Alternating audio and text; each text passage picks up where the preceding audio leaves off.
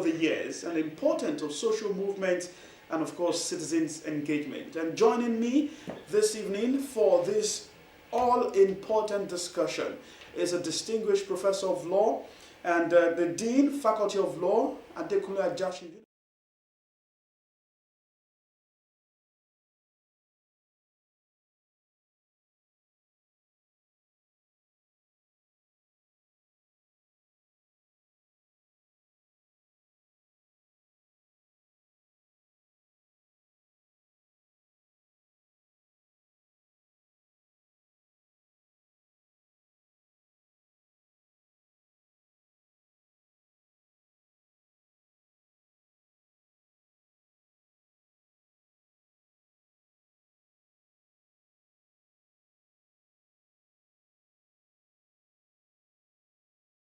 Of Faculty of Law and of course all of the impact you made while heading Sway. Prof, let's eat into the conversation quickly this evening. Just 2 days ago, it was a mixed bag of happenings, of realities as Nigeria clocked 64. For some, it was a time to roll out the drums. We saw that across different states in the nation.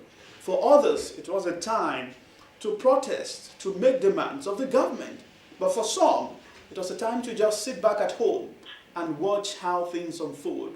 For you, let's get your thoughts on Nigeria clocking 64 amidst all of this mixed bag that I've mentioned to you. What side were you on that day? We have come a long way. We have made tremendous progress as a people, a group of people with diverse, different backgrounds.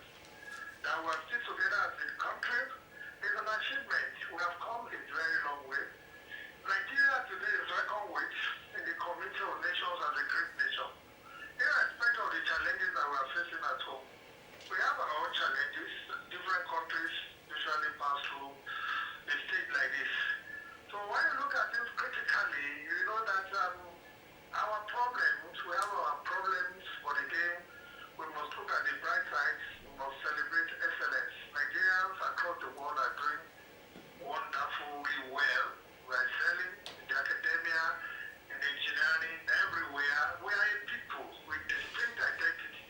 Despite the fact that our tribal tongue differ, but we still come together try to form. It takes time for a nation to evolve, or a country to evolve. That's the perspective from which I want to begin to see things as a Nigerian. I don't want to be looking at the downside. We have our own downside, but at the same time, in the community of nations, Nigeria is a great nation, my brother. Of course, even though you've mentioned the fact that there are downsides and of course sides to also look at for a brighter future, but when this conversation comes up, conversations around Nigeria, it also takes us back to the very fundamental as to what level of involvement have we had over the years. Understand, in biology they tell you maybe from air to lava and all of that.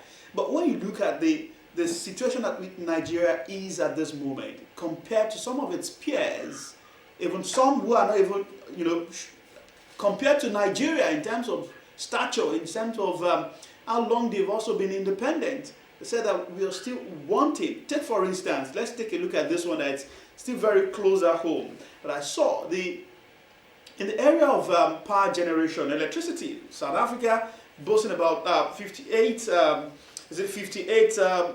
megawatts each, and South Africa and Egypt generating 58,000 megawatts each, and Nigeria still struggling with about 5,000. But these are part of the issues that come up, that it appears Nigeria's evolution is not heading the right way.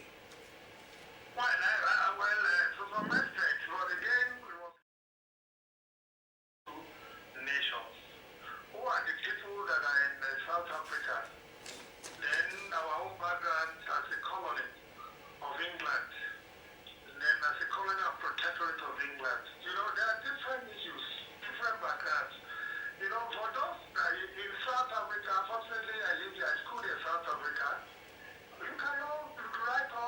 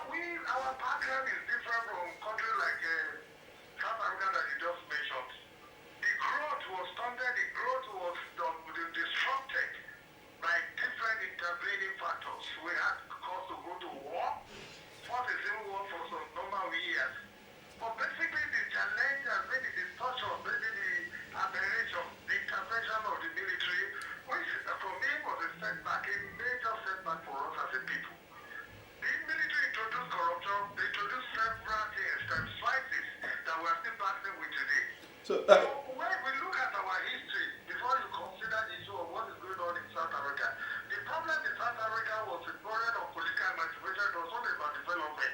The structures are in place before the collapse of apartheid, and they are still in place. So South Africa, the military, the white, the Boers were able to take advantage of the coal in South Africa. That's what they used to generate electricity and energy to power the industries there. But some of these things are left untapped in Nigeria. all right, so Basically, the major problem is that of leadership. we'll come to that conversation on the major problem which you've highlighted as leadership in the course of this conversation. Yeah. But by the way, I use South Africa not just in terms of specifics, but of course it's on the passing. So, Challenges that we have faced as a people. Prof, mentioned the inroads the military made into the scheme of things. Are you saying that we're still suffering from the hangover of the military inroad into our democratic journey? If you call it aberration, the military introduced several vices. They were unaccountable to the people. I give you an instance. Before the coming of the military, the western part of the country was already growing. Even the northern part was growing. You find development initiatives nearly across all the local government. Sometimes I wonder how somebody could sit in Ibadan as the premier of Western Region, and he could still go to the extent of establishing LA primary school in Ajagba, in Ichosho, in Bajare, in Idori, in Timbe, in Idori, in Okeluse, just 1 mile from Ibadan. That was the civilian era. So these people had plans that they were executing, but what happened after military came in? Everything got distorted. So for me, that is the real setback for us as a nation. And so we are now struggling to wake up. By the time we are waking up, they have introduced some characters into our polity. People that have disregard for the rule of law. People that try some corruption. Most of the guys that took over after the long military power were the lackeys. They were the boys of the military men. So these people, there are some values that they brought in. The other things that are wrong. Wrong values were introduced. So for me, that's the major challenge that we have. And now we are now finding it difficult to control some of these things. Morally, people get away with corruption now easily. In the past, people don't just dip their fingers or their hands. Not many people will just go and start deliberately with impunity, stealing money from the coffers of the public. But what we have today, and now there's no going back to the past. That's the challenge we are facing now. I do not. Money there was towards development. Going to war. But can we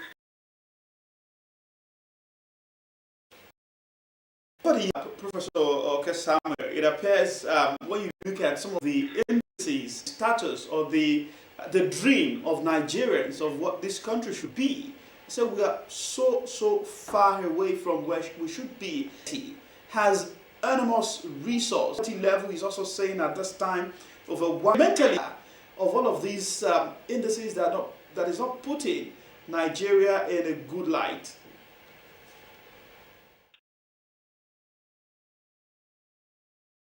Hello, Professor. Can you hear me? Yes, I can hear you now. Yes, I said fundamentally, because when you look at some of the indices around that, when you measure development with, it appears clearly Nigeria is not doing so well. The issue of poverty, Nigeria already, has a capital city. In that mention, about 130 million of its citizens living in multi-dimensional poverty. When you also find the issue of unemployment rates, you find some of the existential threats confronting the nation. But it appears there is a fundamental issue at the core of all of this happening. What's that?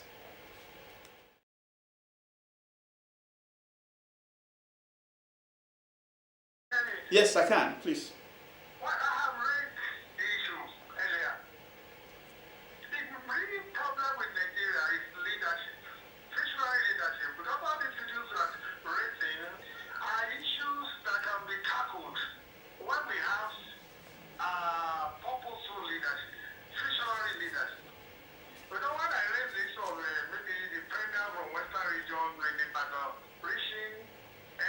anywhere with development initiatives. It's all about leadership.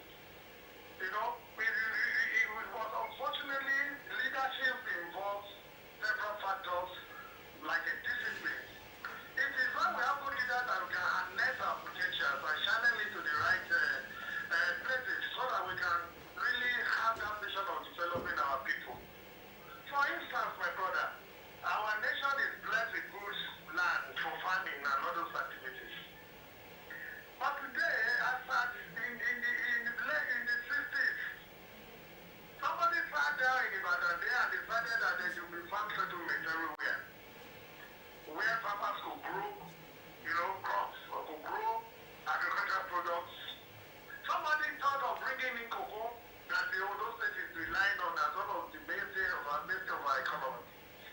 Some politicians decided that look at Kumu in a cocoa land there, that we could use that area to raise cattle, where that place is close to the north. These are fundamental interventions that can boost or build the economy of any society. But do we have such initiatives now? What can I say all about leadership? If you look at our states, those states now, in the last 15 years, I don't think that anybody has thought of maybe establishing new primary school or secondary school anywhere after the Badu Nagashi. So it's all about having a vision for leadership. So that the root of our problem for me is having visionary, dedicated, and purposeful leaders that are selfless. So let me just give you this, let me just let you know, since you've taken us to the area of agriculture, talking about what was obtainable at that time when Nigeria was developing. It may interest you to know that as at 2022, Nigeria spent about 1.9 trillion naira on food importation. When you look at that, so minus that from what has left our economy, and tells you the state at which we are currently. But when you mention the issue of leaders, some will disagree. They say perhaps it's a question of followers. It's a question of followership. It's a question of the society. Because some of these leaders, or all of these leaders, in a way, they are also produced by our society. So it appears the fundamentals is about our society. Let's get it clear. The purpose, so people will follow you. That's not the issue. We are talking about spending so huge amount of money on the production of food. Have you considered the amount of money that we spend sending people to Holy Pre or Holy Prayer to Mecca, to Jerusalem? All those people are spending. It's all about leadership. We prioritize wrong values, wrong issues. We have farmlands. What's the government from promoting more, agri-settlements? All these things is all about leadership. They pay lip service to some of these initiatives. Several governors have become at the different state level pretending to be promoting agriculture.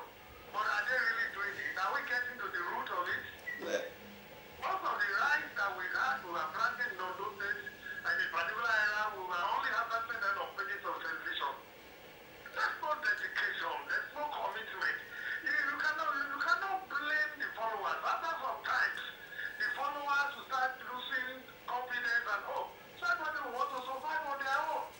But if we are disciplined, if we are deliberately instilling those values, and people know that these leaders, they mean that what they meant well, the followers will follow, my brother. Prof. Just let people for followers. What do you want the followers to do? When government is not taking care of their interests. They also tell you that these followers are the ones that produce the government. But let's move this conversation forward, Professor Okesamu. I'm not saying it from that perspective. A leader is a leader. If you call yourself a leader, if you put yourself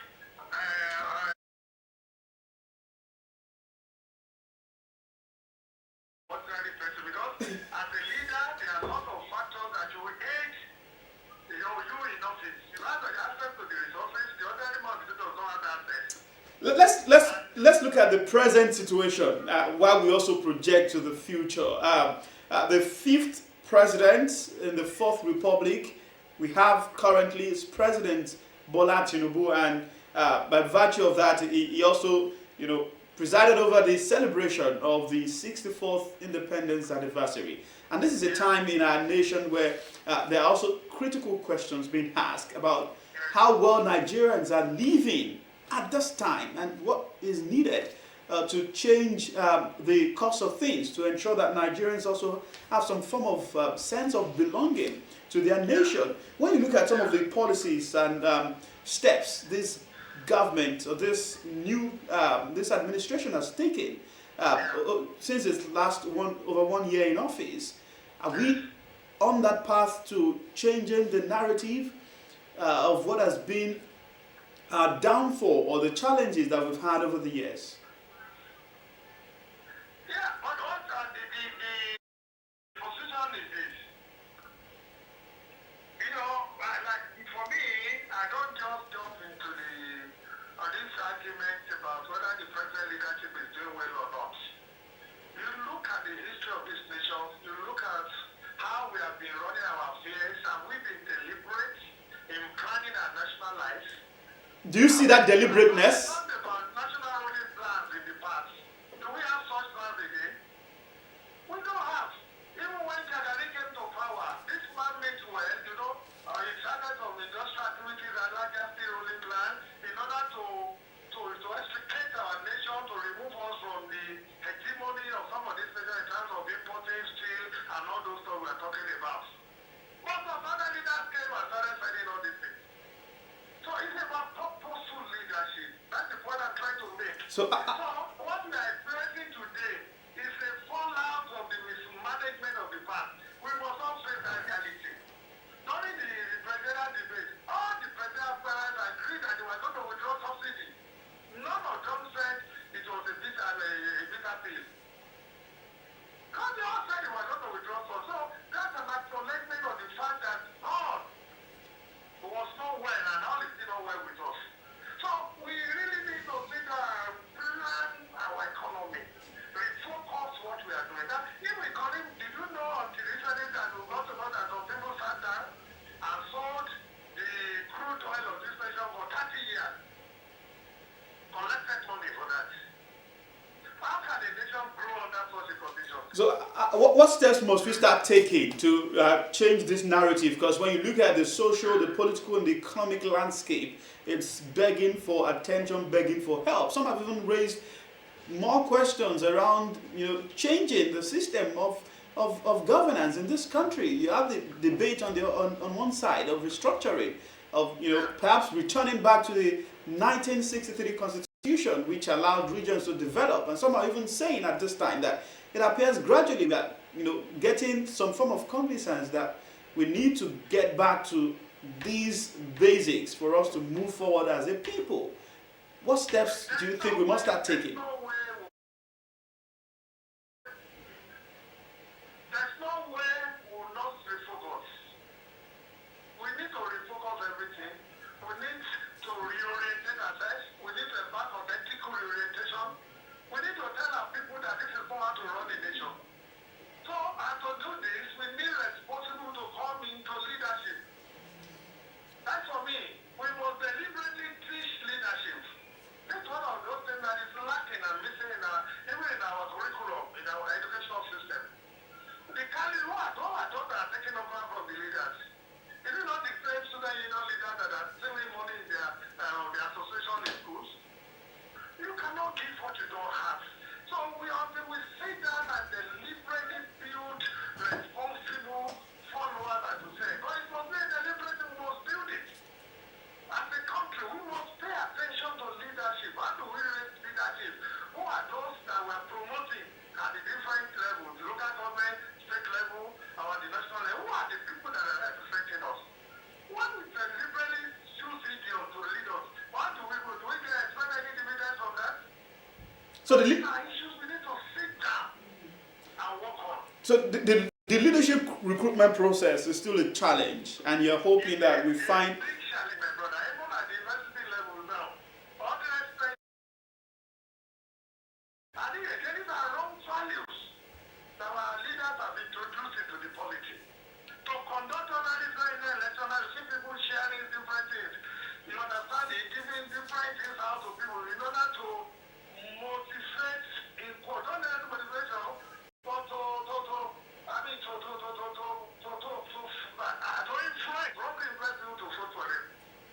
So how do to we, infuse people. You know, these are things these are wrong values that have been introduced. if we were to get it right, I'm imagining that you also say that the youth have a role to play because they account for about 70% of the Nigeria's population that are under 30 years. So that's a huge population of young minds. That's the fighter for we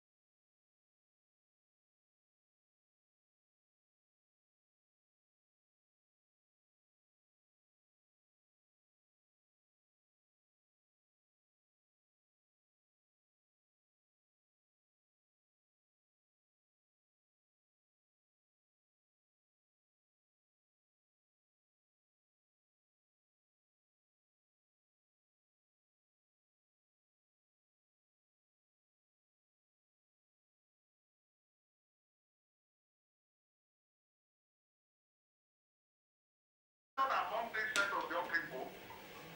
Well, as much as we have disciplined young men that we train in the university, but they are not going to thrive in the midst of these haggard, carefree young people that believe the only thing is money, money, money. So that's value we have to correct it first. You cannot isolate anyone is a lawyer or this or that kind of no. Everything has to go together. We must teach responsibility. We must teach ethics. There must be ethical reorientation. We must teach the right values. So the way we are raising our kids, somebody is preparing already for generation two, three generation after, and that's why a lot of people are stealing our resources now.